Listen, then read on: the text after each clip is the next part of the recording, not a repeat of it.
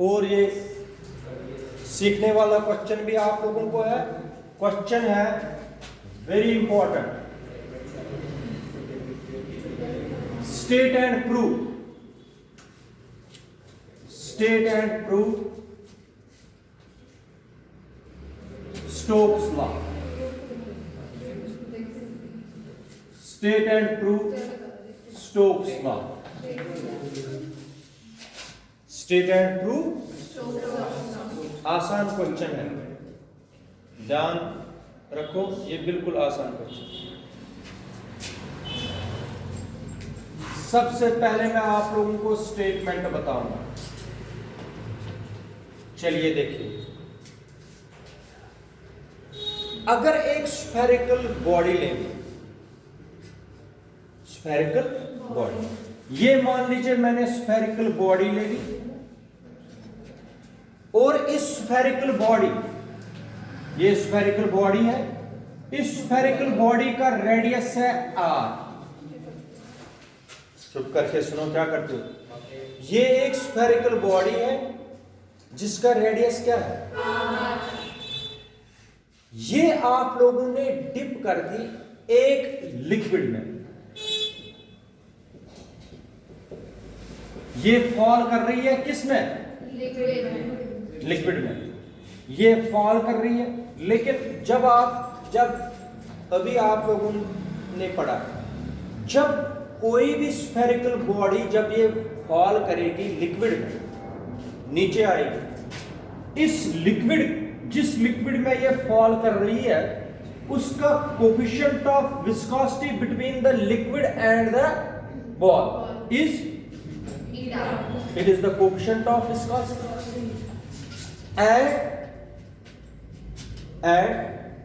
the viscous force, ball नीचे आएगी, viscous force कहां की तरफ होगा बेटा, ऊपर की तरफ। It is the viscous force acting on the ball. नीचे आएगी बॉल, इसका वेट की वजह से आएगी नीचे बॉल, लेकिन लिक्विड जो नीचे से जो ऊपर की तरफ फोर्स होगा उसको बोलते हैं विस्कस फोर्स और विस्कस ड्रैग। किस पर एक्ट कर रहा है,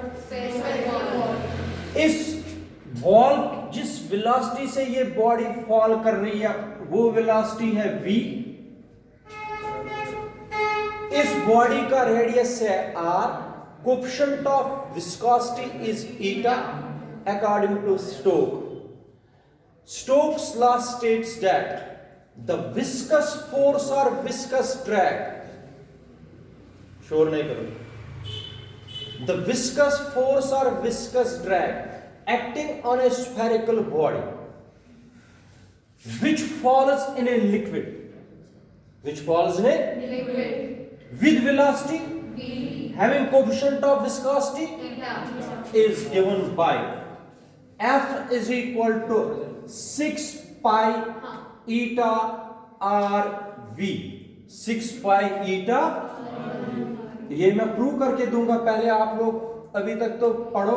6 pi eta r v, this is called Stokes law. अब स्टोक्स लॉ किस तरीके से डिफाइन करोगे, according to Stoke, according to या अकॉर्डिंग टू स्टोक्स लॉ, या Stokes law states that, Stokes law states that the viscous force or viscous drag, the viscous force or viscous drag acting on a spherical body having radius r which falls in a liquid with velocity v having coefficient of viscosity eta is given by F is equal to 6 pi eta r v। फिर से बता दो, जब तक याद नहीं होगा तब तक बार बार रिपीट करूंगा।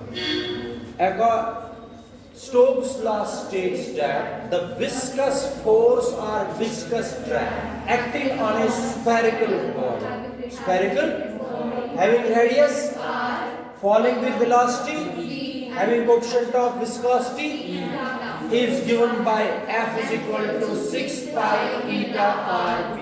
What is eta? Coefficient of viscosity. Shabash. What is r? Radius of a spherical ball. What is v? Velocity of the ball is falling down. F is equal to 6 pi eta r v. This is called Stokes law. खुशी बता, शाबाश बेटा। State Stokes law. Stokes' law states that the viscous drag or viscous force of a spherical body having radius r and falling with a velocity v with coefficient of viscosity eta In a liquid having coefficient of viscosity is equal to F is equal to 6 pi eta RV. this is called finish कर जरा बता दीजिए आप। Stokes' law states that the viscous force or viscous drag acting on a spherical body with radius r which is dipped in a liquid with a velocity of v and coefficient of viscosity eta is given by force equals to 6 pi eta r. आज करो try. The viscous force acting on a spherical body dipped in a liquid with coefficient of viscosity eta and velocity v is given by F equal to 6 pi eta RV. इसी को क्या बोलेंगे? Stokes law. अब मैं proof करके दूंगा, यही निकाल के दूंगा, मगर the proof of Stokes law, the proof of Stokes law या Stokes law can be verified by using dimensional analysis. किस मेथड से इसको निकालते हैं हम? किस मेथड से? डायमेंशनल एनालिसिस से। ये लिखना पड़ेगा आपको पेपर में। Stokes' law can be proved by using dimensional analysis। ठीक है, इधर सुनिए। Stokes' law को मैं प्रूव करूंगा with the help of dimensional analysis, मगर from this diagram it is clear that the viscous force or viscous drag depends upon how many factors? Three factors. How many factors? F is directly proportional to Radius. F depends upon first eta coefficient of viscosity पर, second किस पर depend करता है और third किस पर करता है? ये सबको पता है, क्वेश्चन में ही पता चल रहा है। अच्छा, डायमेंशनल एनालिसिस को लिखने के लिए आप सबको पता है F is directly proportional to eta raised power। नहीं याद है? तुम भूल गए हो। derive dimensional formula by using dimensional analysis। R raised power, V raised power, F is equal to K, eta raised power, R raised power, V raised power. This is equation number first, and where K is dimensionless constant, K को क्या बोलते हैं? Dimensionless constant होता है, याद कुछ भी नहीं रखते हो।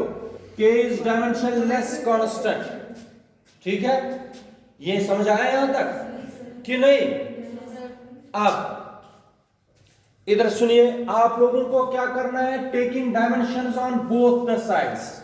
डायमेंशंस ले लीजिए दोनों साइडों को। Taking dimensions on both sides, यहां से भी और यहां से भी। शाबाश बेटा। डायमेंशनल फार्मूला ऑफ F क्या है? डायमेंशनल फार्मूला फोर्स की M1 L1 T minus 2, ये बन गई डायमेंशनल फार्मूला F की। डायमेंशनल फार्मूला ऑफ ईटा अभी निकाल के दिया, M1 L minus 1 T minus 1 dimensional. किसी को भी डायमेंशनल फार्मूला में गड़बड़ आया, क्वेश्चन कभी नहीं निकलेगा ये। शाबाश बेटा। Dimensional formula of R L2 कैसे आएगा? L2 कैसे आएगा? R है ना, डिस्टेंस। एरिया होता तो L2, ये distance means L1, M0 T है 0। शाबाश। Dimensional formula of velocity, dimensional formula of velocity L1 T minus 1, M तो इसमें 0 होता है। Substituting all these dimensions in equation, करो शाबाश। Equation first becomes, equation first becomes शाबाश M1 L1 T minus 2 K तो डायमेंशन लेस है। शाबाश। Eta M1 L minus 1 T minus 1 raise power भी कुछ है A raise power A into L1 raise power शाबाश बेटा into L1 T minus 1 raise power जरा अभी तक हमने किया क्या, इन तीनों को क्या निकाले, डायमेंशनल फार्मूला, फिर डायमेंशनल फार्मूला निकाल के इसमें फिर से दे दी, ठीक है शाबाश। A से मल्टीप्लाई, B से मल्टीप्लाई और C से मल्टीप्लाई, क्या आएगा M A L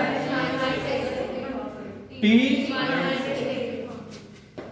यहां तक आया कि नहीं, शाबाश बेटा। L B L T minus M वाले अलग, L वाले अलग और T वाले अलग करो। M एक ही है A, L है 1 2 और 3, L minus A plus B plus C, basis same power क्या कर दिए, शाबाश बेटा। T माइनस C, जिसको जहां पर भी नहीं समझ आता मुझे बता, मैं रिपीट करूंगा। यहां से है M1 L1 T minus 2, कौन सा प्रिंसिपल लगता है, using principle of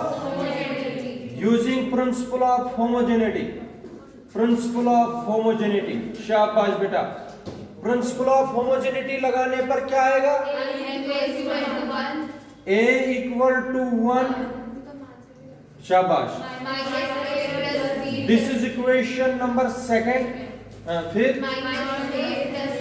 minus A plus B plus C is equal to 1, this is equation number third.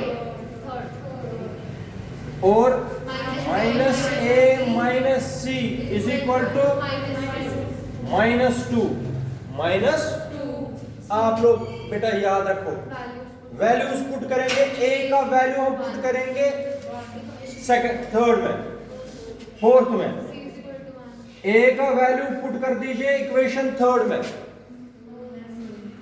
बोलो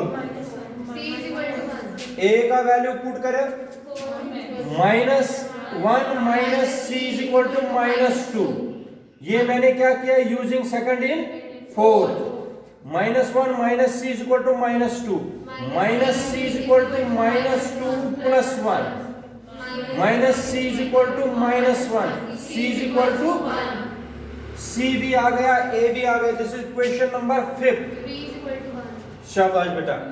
D, अगर मैं A और C का वैल्यू थर्ड में लगा दूंगा, B भी क्या आएगा, ठीक है बेटा, B भी आ गया 1, A भी 1, B भी 1 और C भी, using the values of A, B और इन इक्वेशन, बता दीजिए क्या आएगा। F is equal to K, eta N नहीं है, eta raise power 1, R raise power 1, V raise power, मगर आप लोगों को मैंने पढ़ाया हुआ है, जो K होता है इसको बोलते हैं डायमेंशन लेस कांस्टेंट, इसका वैल्यू हम नहीं निकाल पाते हैं बाय यूजिंग डायमेंशनल, यहां पर आपको क्या लिखना है, by using other experiments, by using the value of K is equal to, the value of K is equal to, F is equal to 6 pi eta R, this is called Stokes law, मैंने prove कर दिया, hence proved. मुझे बता दीजिए किस method से हमने ये प्रूव किया, कोई मुश्किल है, सिर्फ रहनी चाहिए आपको याद डायमेंशनल फार्मूला, 2 मिनट में निकाल सकते हो आप लोग, स्टोक्स लॉ पेपर में आ सकता है, नजर रखो फिर से बोर्ड की तरफ, मैं फिर से बताऊंगा आप लोग